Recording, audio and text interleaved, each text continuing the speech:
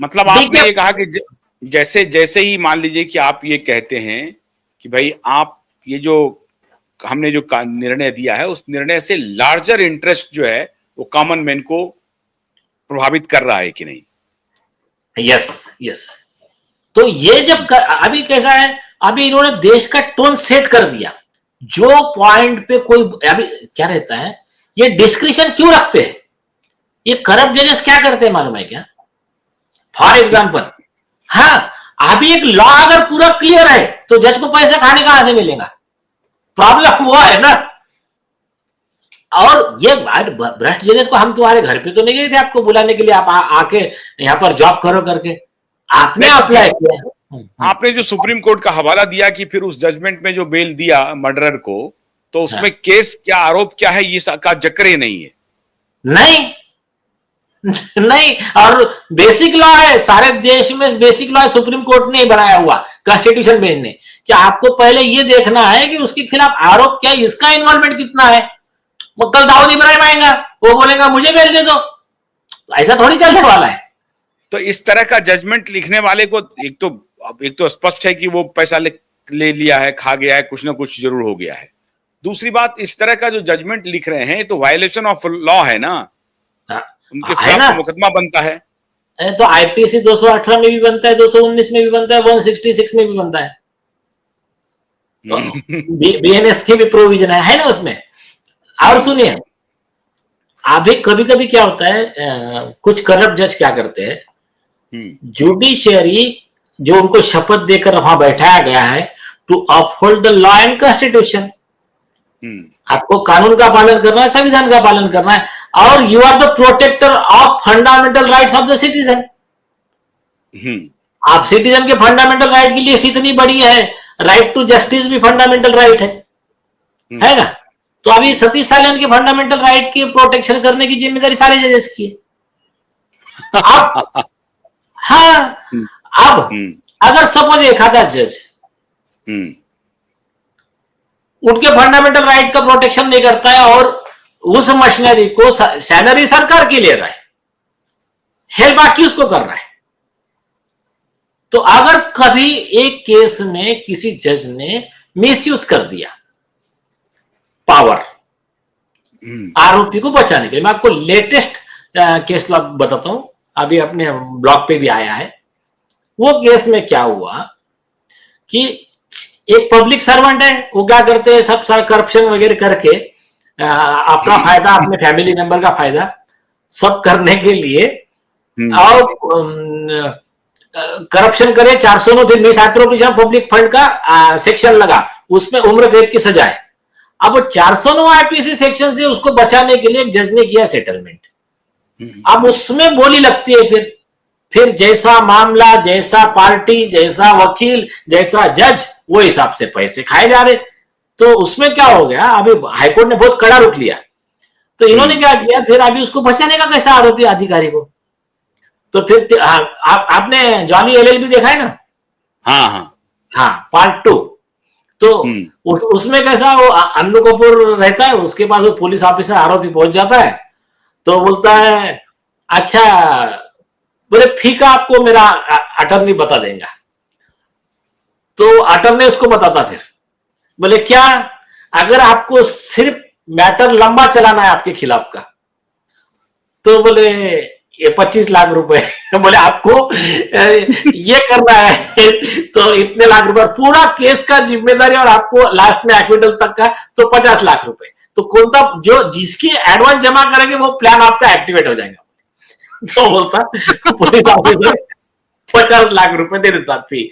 तो सुनिए, तो यहां पर कैसा है, फिर इनकी बोली चलती होगी, ऐसे पकड़े भी गए हैं ना जजेस। आपका दिल्ली के हाईकोर्ट जज 13 दिन का पुलिस कस्टडी हुआ था, हाईकोर्ट जज समित मुखर्जी ऑर्डर पास करने के लिए वुमन एंड वाइन, क्या जापानी रशियन समोसा, जापानी रशियन लड़कियां लगती थी उनको और पैसा लगता था।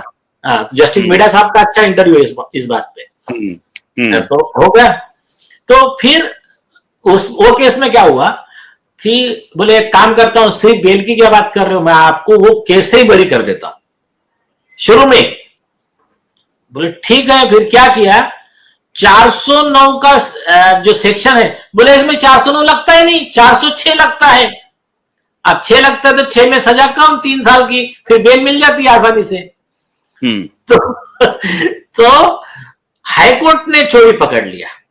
हाईकोर्ट ने उसकी बेल तो कैंसिल किया आरोपी की, और ऑर्डर में लिखा या ऑर्डर की कॉपी चीफ जस्टिस के सामने रखी जाए, वो जज ने आरोपी को मदद करने के लिए सेक्शन कम लगाया है, उस पर कार्रवाई जरूरी है। एक दूसरा बताता हूं मैं आपको, जस्टिस पारडीवाला साहब है, आगे चल के वो भी चीफ जस्टिस ऑफ इंडिया बनने वाले।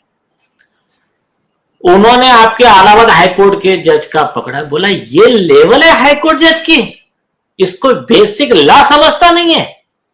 ऑर्डर में लिखा, और वहां के चीफ जस्टिस को ऑर्डर किया, इसको कभी क्रिमिनल असाइनमेंट देना नहीं।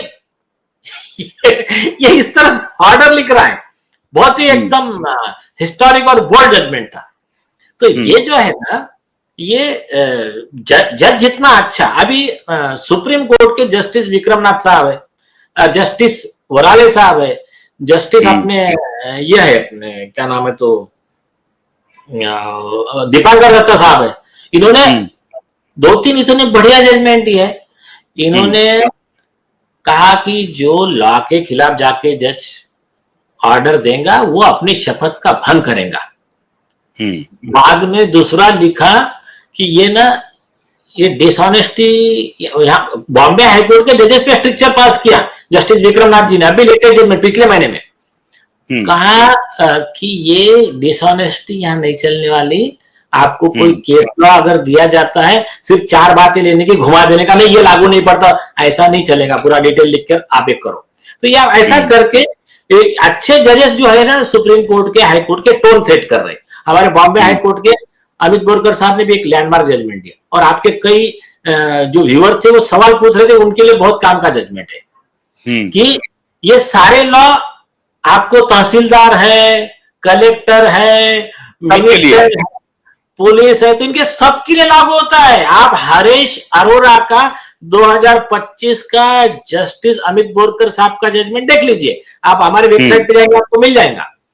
उसमें बहुत क्लियर किया, कानून के हिसाब से तुमको काम करना है हर अधिकारी को, और अगर नहीं करते हैं, केस लॉ के खिलाफ जाके काम करते हो आप, ये सब लोग लीगल मैलिस के आरोपी है, और इनके ऊपर डिपार्टमेंटल एक्शन मतलब सस्पेंशन डिसमिसल की कार्रवाई होना जरूरी है, और कार्रवाई करो और रिपोर्ट कोर्ट में लाके सबमिट करो। तो ये तो इसका मतलब ये हो गया नीलेश जी कि दिशा और सुशांत के केस में भी मामला एकदम स्पष्ट हो गया, और जस्टिस सूर्यकांत जी ने जो टोन सेट किया है वो सीधा उसी तरफ जा रहा है मामला। दूसरा, जो आपके मामले में जो आपके खिलाफ जो कंटेम्प्ट ऑफ कोर्ट चल रहा है, इसमें भी मेरे ख्याल से ये जो मेरे लर्नेड 5 जजों की बेंच है, वो निश्चित रूप से आज के शो को देखेंगे, और हम उम्मीद करते हैं कि उनको इस बात पर अमल करेंगे कि भाई ये ऐसा नहीं होता है, nobody is above the law, ये सेट है, और अगर केस लॉ है, कानून है, तो कानून के साथ ही आपको पालन करना है। ये नहीं होगा कि अगर किसी ने किसी के बारे में कोई विथ रिकॉर्ड, विथ सबूत पेश किया है, तो अननेसेसरी उनके खिलाफ डिफेमेशन का केस या कंटेम्प्ट ऑफ कोर्ट का केस चलाएंगे। तो और कुछ कहना है? हाँ, अभी देखिए कॉमन मैन के लिए अपना तो केस भगवान की दया से वी आर कैपेबल, और उन सभी नागरिकों का, उन सभी एसएसआर वॉरियर्स का, उन सभी वकीलों का, सभी बार एसोसिएशन का, सबका धन्यवाद जिन्होंने ये 5 जज के कंटेम्प्ट के मैटर में हमको सपोर्ट किया, और उन्होंने ये कहा कि हम आपके साथ में हैं, कुछ भी हो जाए तो हम सब उनके आभारी है। तो अभी आते हम मुद्दे पे, कौन से, कॉमन मैन के, 2 मिनट में और कंक्लूड करते हैं। कॉमन मैन पहले ये सोच ले, आपको अगर आपका भला चाहिए ना, तो आपको दूसरे का भला सोचना पड़ेगा, उसके बगैर आपका भला नहीं होगा। उसके लिए मार्टिन ल्यूथर किंग का एक वर्ड ख्याल में रखिए, injustice anywhere is threat to justice everywhere. आज दूसरे पे हो रहा अन्याय, आप शांत बैठोगे, कल बारी आपकी है। और आज अगर किसी एक पे अन्याय हो रहा है, आप उसको अन्याय के विरोध में, पीड़ित के फेवर में थोड़ा सपोर्ट के लिए खड़े हो जाएंगे, तो उससे उस पीड़ित को न्याय मिलेगा, आपको पुण्य मिलेगा, और आपकी आने वाली जनरेशन, आप पे होने वाला अन्याय रुक जाएगा।